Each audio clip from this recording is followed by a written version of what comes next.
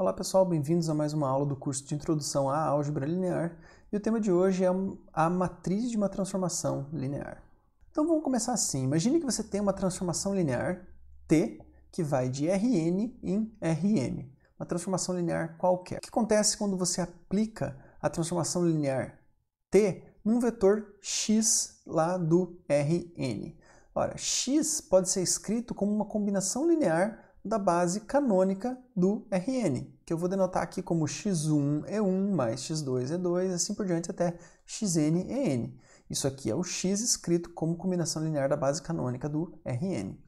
Pela linearidade da t, a gente pode abrir essa expressão como x1, que é o coeficiente que multiplica o vetor E1 da base canônica, vezes t do E1. x2 vezes o t de E2 e assim por diante até o xn vezes o t de n, ou seja, abri a soma e tirei os escalares da transformação linear. Consegui essa expressão que eu tenho aqui. Só que a gente sabe que esses vetores que estão aqui, t de E1, t de E2 até t de n, se escrevem da seguinte forma. T de E1 é um coeficiente vezes o E1, mais um coeficiente vezes o E2, até um coeficiente vezes o EM, onde o EM é o último vetor da base canônica do Rm. Quando eu for escrever o T de E1 como combinação linear dos vetores da base canônica do Rm, eu adotei a seguinte nomenclatura. Eu chamei os coeficientes de A e eu dei dois índices para cada coeficiente. O primeiro índice aqui se refere ao vetor que ele está multiplicando.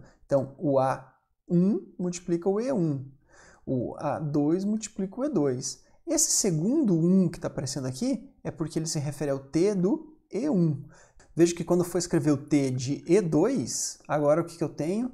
O segundo coeficiente aqui, o segundo índice desse coeficiente é sempre 2, porque é o que se refere ao vetor 2, e assim por diante. Então eu vou ter n linhas, porque eu tenho n vetores na base do Rn, e eu tenho aqui m fatores nessa soma, porque eu tenho m vetores na base canônica do Rm. Portanto, eu tenho n vezes m coeficientes A. Quando os índices aqui, o primeiro índice varia de 1 até m, e o segundo índice varia de 1 até n. Então, cada um desses vetores aqui pode ser escrito também dessa forma. Parênteses, A1, A2, assim por diante, porque eles são objetos, são vetores que estão aqui no Rm. Então, essa aqui é a escrita dele em coordenadas da base canônica, somente as coordenadas. Então, o que acontece agora, se eu olhar de novo essa expressão que eu tinha aqui, mas eu vou substituir esses vetores aqui, t de E1, t de E2, por essas expressões que estão aqui, que eu consegui usando os coeficientes que eu acabei de dar o nome. Então, se eu pegar o t de E1, que está aqui, e substituir por um vetor, uma matriz coluna, que se refere a esse vetor, e substituir o t de E2 por esse cara aqui e assim por diante, até o último termo, que é xn vezes o t de n, que eu substituo por esse vetor escrito como uma matriz coluna, eu tenho essa soma aqui para o t de x. Agora, olha só o que acontece. Isso aqui pode ser reescrito ainda da seguinte forma. Eu junto essas colunas aqui numa matriz, que é essa matriz que está aqui, e pego o x1, x2 até o xn e coloco num vetor coluna aqui do lado. Veja que o processo de computar t de x através da transformação linear pode ser resumido dessa forma aqui. Eu posso pegar uma matriz, que é composta por esses coeficientes aqui, e multiplicar por um vetor aqui do lado, que é x1 até xn, que era o vetor que representa o x que eu estava multiplicando. Então, esse trabalho todo de aplicar a transformação linear pode ser convertido no trabalho de multiplicar uma matriz por um vetor. Isso nos leva a poder afirmar a seguinte coisa, que toda transformação linear t de Rn em Rm pode ser representada por uma matriz de m linhas por n colunas. Ou seja, t aplicado no vetor x é a mesma coisa que a matriz A multiplicada pelo vetor x, onde aqui nesse caso o vetor é representado por uma matriz coluna. Vamos fazer um exemplo para poder ficar mais claro o que está acontecendo. Veja que eu tenho uma transformação linear agora do R3 em R2. A minha t de xyz leva xyz em menos xy. Então, para encontrar a matriz que representa t Nesse caso, o que eu vou fazer? Eu vou pegar t e vou aplicar t em todos os vetores da base canônica do R3. Então, eu vou aplicar t no vetor 1, 0, 0, t no vetor 0, 1, 0 e t no vetor 0, 0, 1. O que vai acontecer? Eu vou montar com o resultado de aplicar t nos vetores da base canônica do R3 uma matriz. E essa matriz vai ter nas colunas o resultado de aplicar t nos vetores da base canônica. Então, t aplicado no primeiro vetor da base canônica vai dar um vetor em R2, que eu vou colocar na primeira coluna da matriz. T aplicado no segundo vetor, eu vou colocar na segunda posição da matriz. E t aplicado no terceiro vetor, eu vou colocar na terceira coluna da matriz. Se você olhar, o que a gente viu anteriormente é exatamente isso que está acontecendo. A gente está colocando os coeficientes que a gente encontrou quando decompôs t dos vetores da base canônica na base canônica do contradomínio e colocando os coeficientes nas colunas da matriz, certo? Essa matriz que a gente chamou aqui de A é a matriz que representa a transformação linear T nas bases canônicas de R3 e R2. Vamos olhar essa transformação linear que está aqui. T que vai de R2 em R2.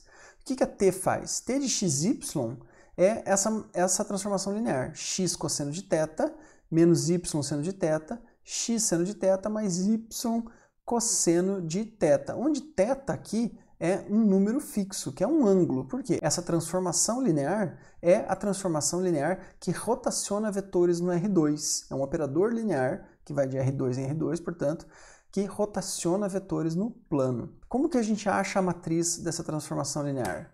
Basta aplicar t nos vetores da base canônica de R2 e escrevê-los como combinação linear dos vetores da base canônica de R2. Então, t do vetor 1, 0 vai dar um resultado e t do vetor 0, 1 vai dar um resultado. E esse resultado a gente coloca nas colunas. Então, t de 1, 0 vai ser quem? Cosseno de θ, seno de θ. T de 0, 1 vai ser menos seno de θ, cosseno de θ.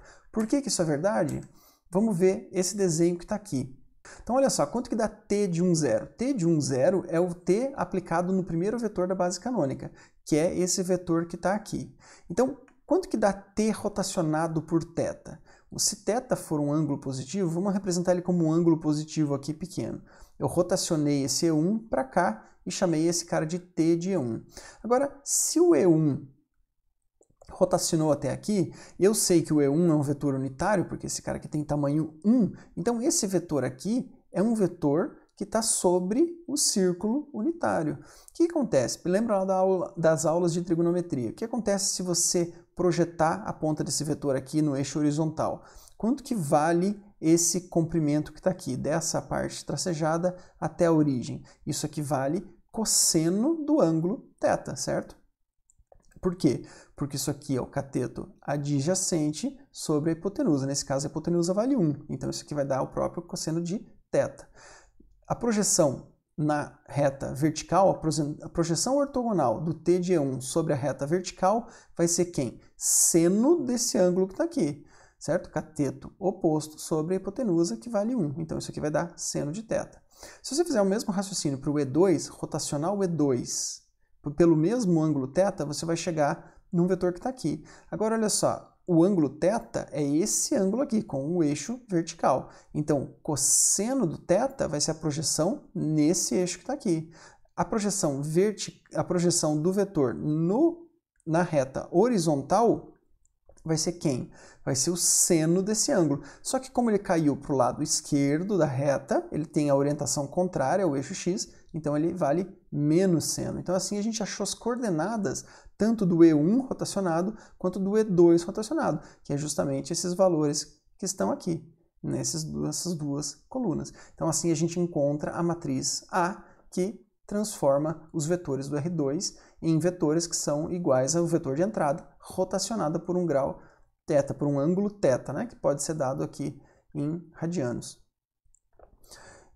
Isso aqui vale para qualquer ângulo θ, basta escolher um θ fixo e colocar aqui dentro. Então vamos olhar esse teorema que está aqui. Seja T de V em W, dois espaços vetoriais, uma transformação linear que vai do espaço vetorial V no espaço vetorial W, e vamos chamar de V caligráfico a base que vai de V1 até Vn do espaço V, que é o domínio da transformação linear. Eu vou chamar de W caligráfico a base do contradomínio W, que vai de W1 até Wm. Então a dimensão de V é N, a dimensão de W é M. Definamos a matriz AM por N, onde a iésima coluna de A é dada por esse cara aqui. O que é esse cara aqui? Esse cara aqui é o vetor T de VI, então você aplicou T num vetor VI que está dentro dessa base, lógico o I aqui variando de 1 até N, você escolheu um cara aqui e aplicou. E você pegou esse vetor e escreveu como coeficientes da base W. Então a gente pode afirmar a seguinte coisa: se você escolheu um vetor U lá em V e aplicava a transformação linear T nesse vetor U e escrever o resultado em termos da base W, isso é a mesma coisa que pegar o teu U, escrever em termos da base V e usar a matriz A que você encontrou desse jeito e fazer a multiplicação, A vezes o teu vetor. Então veja que aqui eu estou mostrando como encontrar a matriz que a gente chamou A, que representa a transformação linear nas bases V caligráfico, W caligráfico. Ela pega um vetor do domínio da transformação linear escrito numa base do domínio e devolve o resultado escrito na base do contradomínio que você escolheu. Então essa matriz a gente chama de matriz da transformação linear T em relação às bases V caligráfico, W caligráfico. E a gente denota essa matriz, a matriz da transformação linear nessas bases, por esse símbolo, T entre colchetes, V para W. Ou seja, essa é a matriz da transformação linear T quando escrita nas bases V e W. V, a base do domínio, W, a base do contradomínio. É lógico que essa matriz que você encontra depende de quem são as bases que você escolheu. Existem infinitas bases para V e infinitas bases para W. Fixado duas bases, a gente tem uma matriz. Se você variar uma das bases, então a matriz pode mudar. Então, a gente tem que entender que a base aqui foi escolhida e fixada, e isso nos dá a matriz da transformação linear nas bases escolhidas, certo? Então vamos ver um exemplo do que está acontecendo. Eu tenho uma transformação T de R3 em R2. A minha T de XYZ é menos XY, a gente já viu esse exemplo anteriormente. A base V do domínio vai ser essa aqui, 3, 2, 1, 2, 1, 0, 1, 0, 0. E a base W do contradomínio vai ser o vetor 0, 1, 1, 0, a base canônica do contradomínio. Então, como que eu vou fazer para encontrar a matriz de transformação linear T nas bases V caligráfico, W caligráfico? Eu vou primeiro aplicar T em cada um dos vetores da base que eu escolhi do domínio. Então, eu vou aplicar T no 3, 2, 1, T de 2, 1, 0 e T de 1, 0, 0. E eu tenho o meu resultado de cada um desses vetores sendo transformados por T. Os resultados eu vou escrever como combinação linear da base do contradomínio. Como a base que a gente escolheu aqui é a base canônica, então é muito simples de escrever como combinação linear da base canônica. São os próprios coeficientes que estão aqui. Vejam que aqui a gente só fez uma coisa, a gente trocou a ordem da base canônica. Aqui então tal seria o E2, E1, que a gente sempre usa. Então isso muda a matriz. Por quê? Porque a ordem dos vetores nessa base importa, porque vai alterar o formato da matriz. Mas uma vez que você fixou a ordem, a matriz fica fixa também. Então, ó, o vetor menos 3, 2 é escrito como 2 vezes 0, 1, menos 3 vezes 1, 0, e assim por diante. Então, esses coeficientes aqui são os coeficientes que a gente vai usar para criar a matriz. Então, olha só, a matriz vai ser 2 menos 3, 1 menos 2, 0 menos 1. Então, a gente coloca os coeficientes nas colunas da matriz, certo? Que é o que está dizendo o teorema aqui. Então, vejam que importa quais são as bases que você escolheu e qual é a ordem dos vetores dentro das bases. Uma observação aqui é o seguinte: a gente suprime essa parte da notação quando as bases escolhidas forem as bases canônicas, tá? Que foi o que a gente fez no começo dessa mesma aula. Existem algumas outras notações para essa matriz, às vezes colocando a base de entrada embaixo, a base de saída em cima e assim por diante. Isso varia do livro ou do autor que você está usando. A gente usou essa notação aqui porque ela indica com mais clareza quem é a base de entrada e quem é a base de saída. Vamos fazer uma ideia da prova desse teorema. Então, o que acontece? Eu vou pegar o meu vetor U ele vai ser escrito como um conjunto de coeficientes x1 até xn. São os coeficientes do vetor u escrito como combinação linear dos vetores na base do domínio V caligráfico. Então, isso que a gente tem o u, escrito como somatório, né? Uma combinação linear daqueles vetores da base. E a gente tem, obviamente, que o t do u se escreve desse jeito. Para chegar nessa expressão aqui, basta usar a linearidade da t. T abre a soma e tira os coeficientes, então isso aqui vai ficar o somatório, com i variando de 1 até n, de xi, que são os coeficientes, vezes o t do vi. Agora, veja que o vi são os vetores da base Vzinho aqui, V caligráfico, do domínio. Esses vetores eu escrevo como combinação linear dos vetores da base de saída, da base do contradomínio. Então, eu venho aqui e escrevo esses caras como combinação linear. Então, eu tenho n vetores na base de entrada e eu tenho m vetores na base de saída. Isso me dá um conjunto de m por n coeficientes, que eu chamei aqui de A, a mesma lógica daquilo que eu tinha explicado no começo dessa aula. Então, olha só, volta para a expressão do TU aqui e substitui em T de VI essas expressões. Então, no lugar do T de VI, eu vou colocar a linha aqui que representa a linha I dessa soma que está aqui. Então, olha só, aqui eu tenho o Izinho marcando que eu estou falando da iésima linha desses coeficientes. Então, essa soma que está aqui pode ser reorganizada. Eu posso modificar essa expressão distribuindo aqui o xi em relação a essa soma e depois agrupar em termos dos vetores w. E essa conta vai ficar assim. Então, ela vai ficar um somatório de valores multiplicados por um vetor w1. Um somatório de vetores, de números, né, de valores, que dá um W2 e assim por diante até o WM. Então, o que eu tenho aqui é uma combinação linear, porque isso aqui é um número de vetores da base do contradomínio. Então, eu tenho um número vezes W1, um número vezes W2 e assim por diante. Acontece que esses números aqui têm uma estrutura interessante que a gente já vai ver.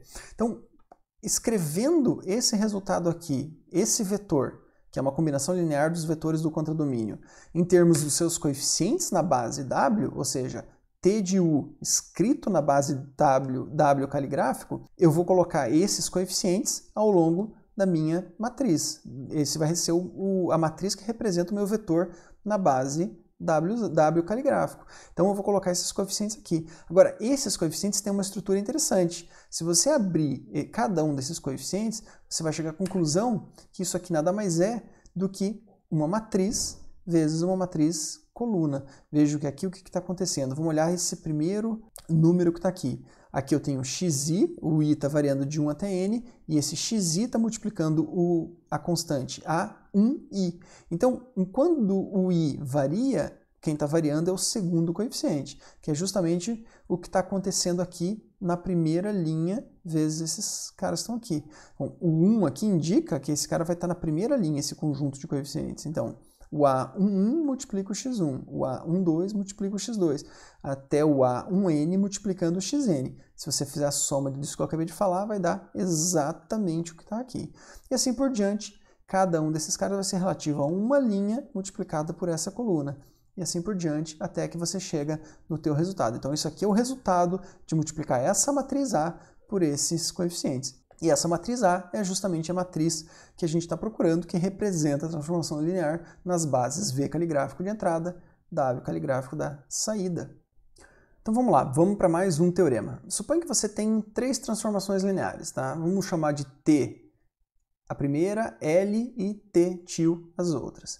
Então eu vou fazer o seguinte, eu vou olhar algumas afirmações a respeito dessas transformações lineares. A primeira é o seguinte, se a T é invertível, então a matriz da transformação linear T, quando escrita na base do domínio e contradomínio, é invertível, e vice-versa. Ou seja, se a matriz de uma transformação linear é invertível, então a transformação linear também é invertível. Então isso aqui gera uma equivalência entre a transformação linear propriamente dita e a sua matriz fixada às bases do domínio e contradomínio. Uma é invertível, C somente C, a outra é invertível. E o interessante aqui é que nesse caso a gente tem a seguinte coisa, a matriz da transformação inversa da T é a matriz matriz inversa da transformação T. Então, se você encontrar a matriz da transformação T nas bases V caligráfico, W caligráfico, e inverter, você consegue a matriz da transformação T menos 1. Tá? Então, inverter matriz e inverter a transformação linear acabam ficando equivalentes. Agora, no item 2, veja o seguinte. Se a T ia de V em W e a L vai de W em U, então eu posso compor L e T da seguinte forma. Eu posso escrever L bola T. E essa transformação linear, que é o resultado da composição de L com T, pode ser escrita numa base V caligráfico, U caligráfico, onde V é uma base desse espaço vetorial V e U é uma base do espaço vetorial U. Então, a matriz da composição, ela é a mesma coisa que você pegar e calcular individualmente cada uma das matrizes, da L e da T, e depois multiplicar as matrizes, ou seja, acha a matriz da transformação L na base WU, ou seja, na base desse cara, numa base desse cara e numa base desse cara. E acha a matriz da transformação T numa base de V e na mesma base que você tinha escolhido para W antes. Essa base tem que ser igual. Então, se você multiplicar essas duas matrizes, você encontra a matriz da composição das transformações lineares. Ou seja, composição de transformação linear é equivalente à multiplicação de matriz. E terceiro, se você definir uma transformação T-til, que vai de V em W, como que você faz para definir a T? Você define a T-til de um vetor V com uma combinação linear de K transformações lineares TI, onde cada uma das TIs é uma transformação linear de V em W. Então, no fundo, o que eu estou fazendo? Eu estou pegando K transformações de V em W e fazendo uma combinação linear fixa dessas transformações lineares para conseguir uma transformação linear que eu chamei de T-til. Então, quem é a matriz dessa transformação linear da T-til, escolhida as bases de T e W? Vai ser o somatório das transformações das matrizes das transformações lineares TY quando escritas em relação às bases V e W que você escolheu. Ou seja, se uma transformação linear é combinação linear de outras transformações lineares, a sua matriz é combinação linear das respectivas matrizes relativas às combinações lineares dessas transformações aqui. Certo? Vamos ver a seguinte situação. Você tem um espaço vetorial V qualquer e você tem duas bases desse espaço vetorial. Uma base que eu chamei de V1 e outra base que eu chamei aqui de V2. Será que existe uma matriz A que transforma vetores representados em V1 em vetores representados em V2? Ou seja, eu peguei um vetor U, representei ele como coeficientes em relação à base V1. E essa matriz A, eu gostaria que ela transformasse esse vetor de coeficientes num vetor de coeficientes que é o U representado como combinação linear dos vetores da base V2. Como que eu faço para encontrar essa A? Eu vou fazer o seguinte, suponha que você tem uma transformação linear de V em V, que é a transformação identidade. T de U é igual ao próprio U. Então, qual que seria o processo para encontrar a matriz dessa transformação? A gente já viu como que faz. Aplica T nos vetores da base de V1 e escreve como combinação linear dos vetores da base de V2. Dessa forma, o que eu vou ter? Eu vou ter que a minha transformação T pega o escrito como combinação linear de vetores de V1 e leva em um resultado que é a combinação de elementos de V2, que é assim que eu escrevo, U como coeficientes da base V2. Então, a gente tem uma definição, tem um nome para essa matriz dessa transformação T aqui, que leva de V1 e V2, mas no fundo é a identidade. Então, dadas as bases V1, que vai de V1 até Vn, e a base V2 de um espaço vetorial V, então é um espaço vetorial fixo com duas bases distintas, a gente chama essa matriz que a gente acabou de ver de matriz de mudança de base de V1 para V2. E a gente denota ela assim, I de V1 para V2. Por que I? Porque essa transformação é a identidade. Essa matriz ela tem a seguinte característica. A iésima coluna dela tem as coordenadas do VI escrita como combinação linear dos elementos de V2. Então você sempre vai ter que essa matriz vai transformar um vetor representado na base V1 nesse mesmo vetor, no mesmo vetor, só que representado na base V2. Então, essa é a matriz mudança de base. Então, vamos ver um exemplo dessa situação de mudança de base aplicado aqui a esse caso. Então, imagine que eu tenho aqui duas bases para o R3. A base B1, que são os vetores 0, 2, menos 1, 1, 2, menos 1, 0, 1, menos 1, e a base B2, que é o vetor 1, 5, menos 3, 1, 4, 2, 0, 4, menos 2. Então, eu quero encontrar a matriz mudança de base que muda da B2 para B1. Como que eu faço? Na prática, o que eu preciso é escrever os vetores da base B2 como combinação linear dos elementos da base B1, que é o que eu fiz aqui. Então, o primeiro vetor da base B2 eu escrevo como combinação linear dos elementos da primeira base. E faço isso com os três vetores da base B2. Escrevi eles em relação à base B1. Então, esses coeficientes que eu consegui aqui são os coeficientes que eu vou colocar nas colunas da minha matriz. Essa matriz aqui vai ser a matriz que converte coeficientes da base B2 em coeficientes na base B1. Então é isso, pessoal. Até a próxima aula.